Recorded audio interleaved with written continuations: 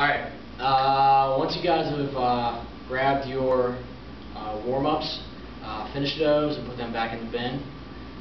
First off, once you guys have completed that, I would like you to open up your notebooks, and Mr. Richard here will walk around and grade those. If you weren't here, that is Chapter 3, Section 4, the Declaration of Independence.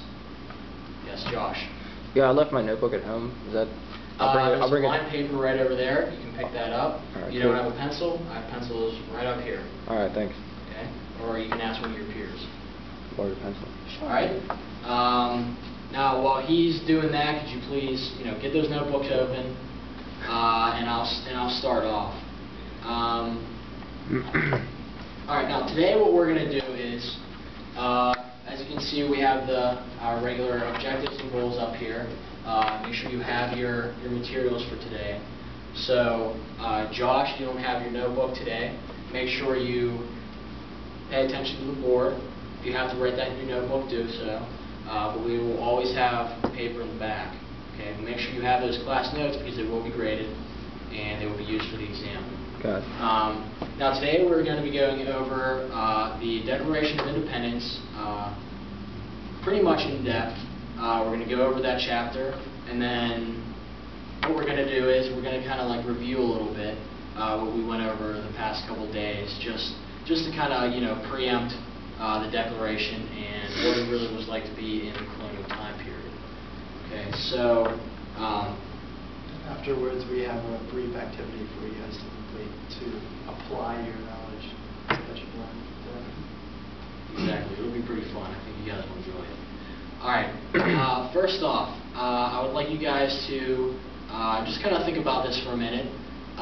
Give me a couple consequences that from the French and Indian War that produced the British and American relationship, or tension between the British and American colonists. Okay, so I want you to think about those questions, write down a response in your notebooks. But first off, before you write anything down, what is a consequence? Josh? A consequence is something that happens after something else, like a result of something. Good, that's perfect. Now, that's a good definition. I'll write that down. Now, write those consequences down. Try and think of something that you can come up and write on the board. And I will have you guys come up and write it on the board, whether you like it or not. It's early. You need to get that blood flowing. All right. So, alright, I'll give you a couple minutes to kind of look it over. And make sure you write these on the, whatever's written on the board today, write that in your notebook. This one?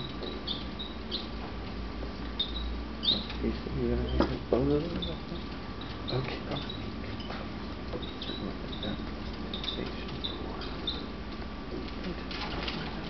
Okay. Alright, now, who would want to come first? Sure. Rachel, you can come on up.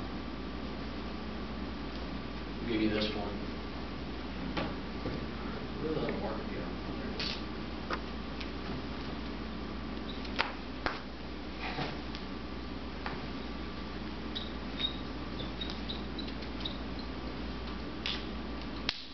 I need to move my seat up. I can't see it.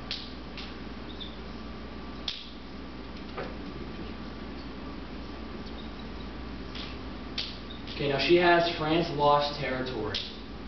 Okay, does everybody have that written down? Mm-hmm. Now, what do you think she means by France lost territory? Yeah. Well, after the British won the French and Indian War, it just seems obvious that since France lost, they lost all their territory. Okay, that's perfect. Now, how do you think that affected British and American relationship? Well, because of the war debt, Britain forced the colonists to pay their tax, like for the war, to provide troops, support, and forts and stuff. Now, since France is gone, she also has up there Native Americans lost lands. Okay, now they lost lands because Britain pretty much threw off, the Native Americans were the allies to the French, correct? And Britain also had allies, Native American allies. Now, during the Peace of Paris, the Native Americans, pretty much got the short end of the stick. And they lost lands in France threw the responsibility onto the American colonists and on Britain. Britain also completely disregarded the Native American alliances, and they screwed them over. And France lost territory, Native Americans lost lands, Britain took over those lands, the American colonists wanted to move west, which proceeded in the Proclamation Line of 1763. We'll get into that later. So there's tension here. French forts are now British forts, okay, and there's more tension between Native Americans. We'll get into that later. Yes? Did Fort Pitt used to be Fort Duquesne? Yes, it did. Thank you. French and Indian War. Now, you guys want to come up and write a couple more on the board?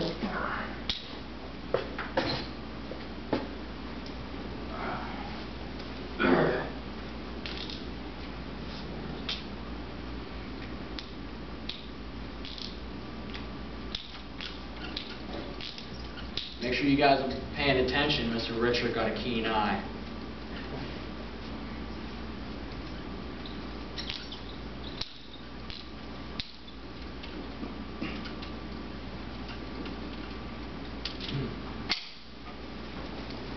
Perfect. Now, who said that? Anyone remember who said that?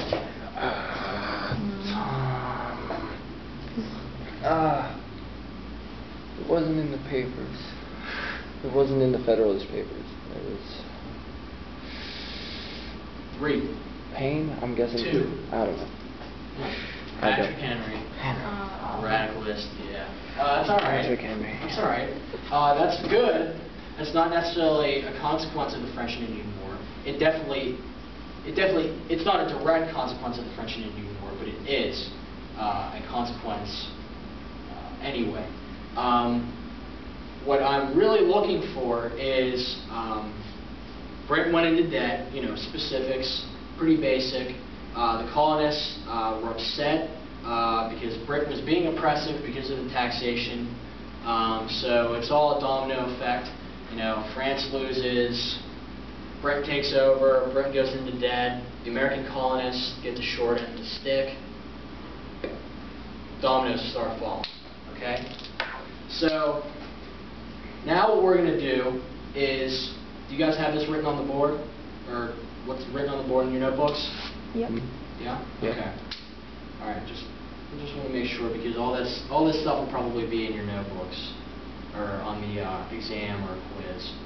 So, now what happened here is that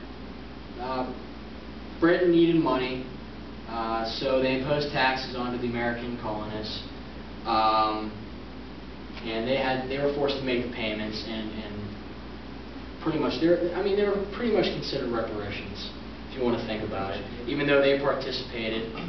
And they pretty much got the short end of the stick, again, for the third time.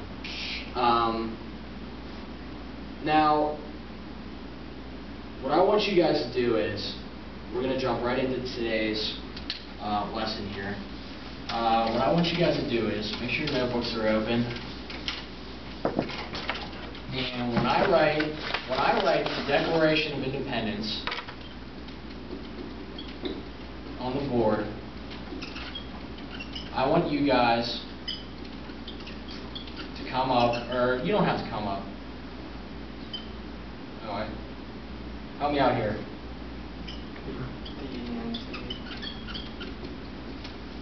Stage fright. I want you guys to give me a couple couple links to the declaration. Yeah, yeah. When I say declaration, what pops into your head? Dates, names, events, anything like that. What can you think of? John Hancock. John Hancock. And who is he? The guy who signed really big at the bottom. Perfect. Josh, would you like the answer? Ben Franklin? Okay. How about a date? You guys know what the date was? July 4th, 1776. Perfect. There's July 4th. It was drafted the what about events, places? Philadelphia. Philadelphia, okay. Now you can also use that quote that you so generously offered us, Patrick Henry's quote. Okay, that's a perfect one that links that. Okay, that definitely shows that revolutionary thinking. Now it was straight to the point. You know, you guys have Ben Franklin, Hancock. Can't forget about John Adams, those individuals, Thomas Jefferson, okay, your classic revolutionary thinkers. What can you think of? We just went over this. What did the British Empire do to Who was the American intended colonies? audience of the Declaration? Who was it written to? How about that? Josh. Parliament and the King of England. Very good. Do you remember his name? George III. Exactly. Great job.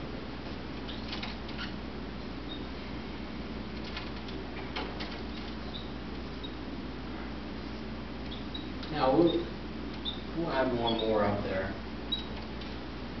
Now it was passed by the Second Continental Congress, or adopted, and now before that happened, this is when it was adopted, sent off. Okay, what do you think that it was? Well, let's see here. Oh, we're missing a couple things. What is the prequel to this? What are the two famous documents that were merged into one that created this? You guys remember? Names of two states are known. Yeah, into two states. Rachel? Was it the Virginia Plan and New Jersey Plan? Yeah, that's perfect, but can I have that in the form of a statement? It is the Virginia Plan and New Jersey Plan. Okay, perfect. Don't be afraid to be wrong, okay? If you know something, just say it. If you don't know it, just say it. Be strong with your words. Perfect. Okay, now, what we're going to do here is, let's see, do you guys have that written down in your notebooks? Yeah. Everything. Make sure you write down the Virginia Plan and New Jersey Plan, because those are probably one of the most important. All right. Now, what we're going to do is, I'm trying to figure out if we have enough time. If we want to go into our next activity. Now, what we're going to do is, I brought in with myself a copy of the Declaration of Independence that I bought in Washington, D.C., and I thought it would be helpful for you guys to see the document. I like the size and scale of it. It's pretty much what it looks like. I saw it at D.C. if you have a chance to ever go to D.C., I would take it. It's a pretty amazing place. He's just going to briefly walk around and show you the document. Just kind of get you in the mood with it, so to speak. That's pretty cool. That's not the actual copy. This is in National Treasure. So, I didn't see a map on the back. Sir. now, what Mr. Richard is going to do, Discuss the 3 parts. he's going to discuss the 3 parts. There are 3 parts of the declaration. He's going to go over those 3 parts with you. Okay? So, did everybody see the copy? Yeah. Yes, no, maybe Yes, so? yes. All right, now I will leave that to him. Please give him your full attention. And I am going to stand in the back, and I will watch you all pay attention. Make sure you write this stuff in your notebooks, okay? I'm going to get the full text transcript because this copy is often hard to read.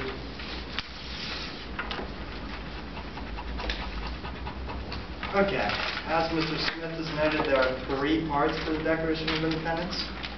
Part 1 of the Declaration starts, it's known as the preamble, or otherwise known as the introduction. And the main purpose of the preamble is to state that it is necessary for the American colonies to split from British influence because they have impeded on the God-given rights, which are life, liberty, and the pursuit of happiness, which are noted right here.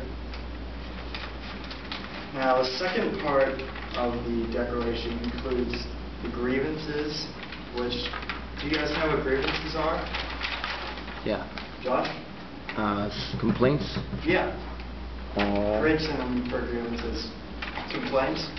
And I'll read for you some of the complaints. There are a total of 27 grievances, and this part takes up a greater majority of the document, and is significant because it notes all the reasons why the colonies have decided to split.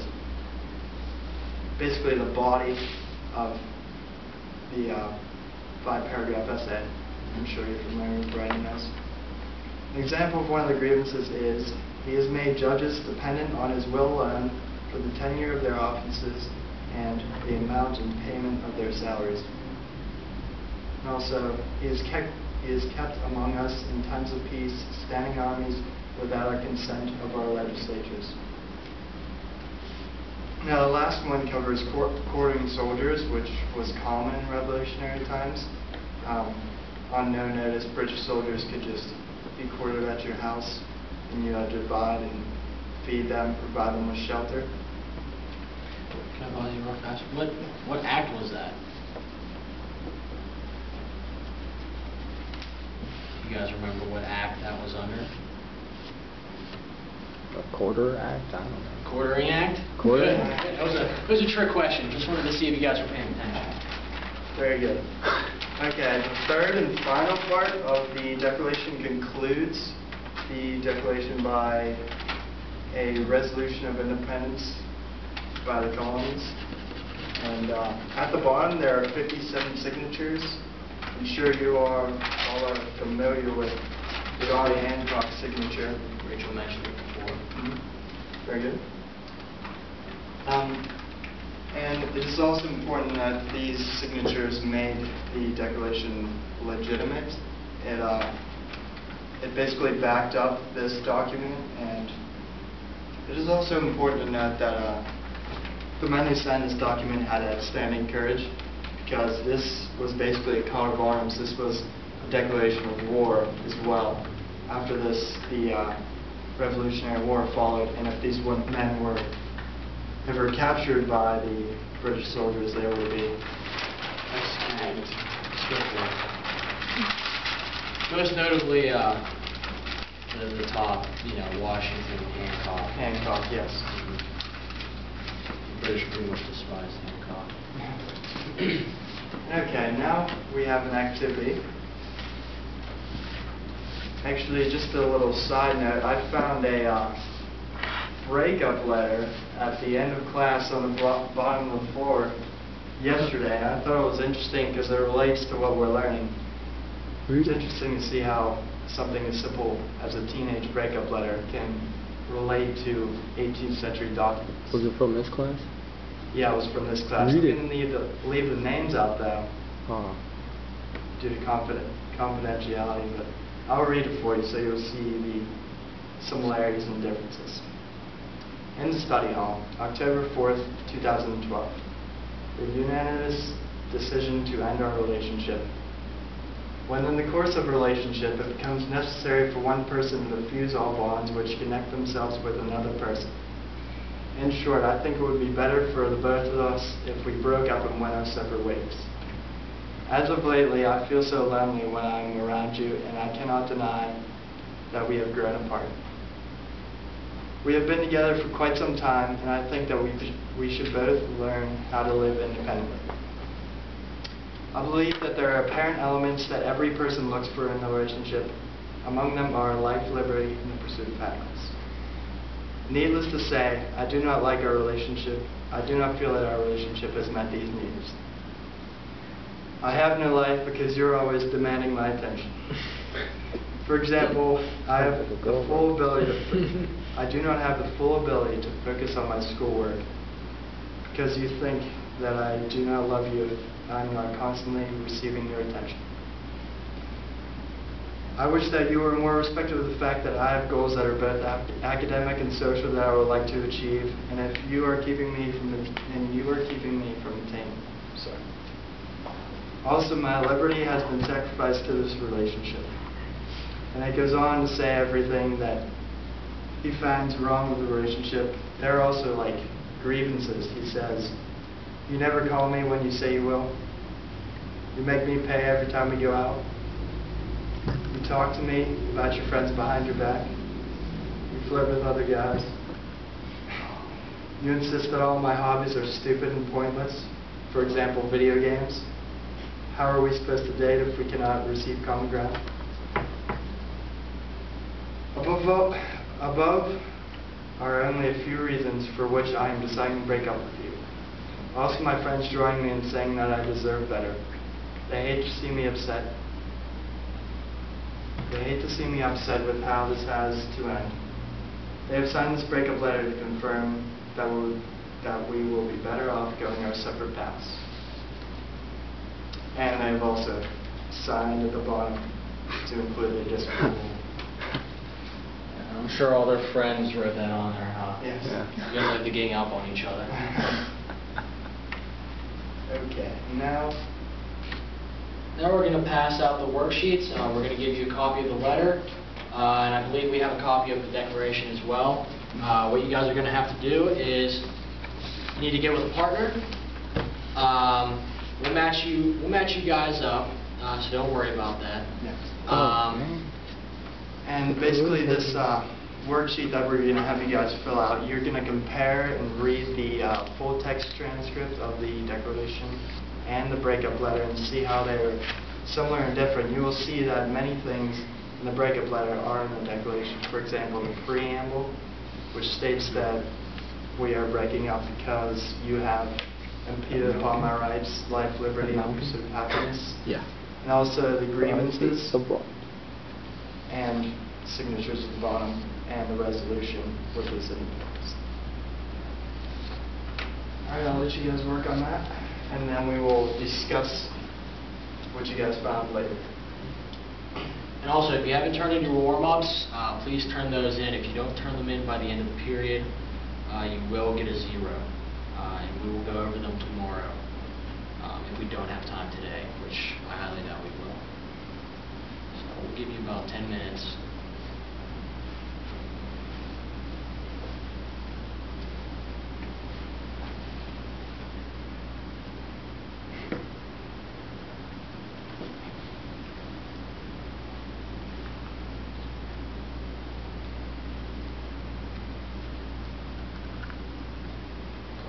I'm gonna pause it.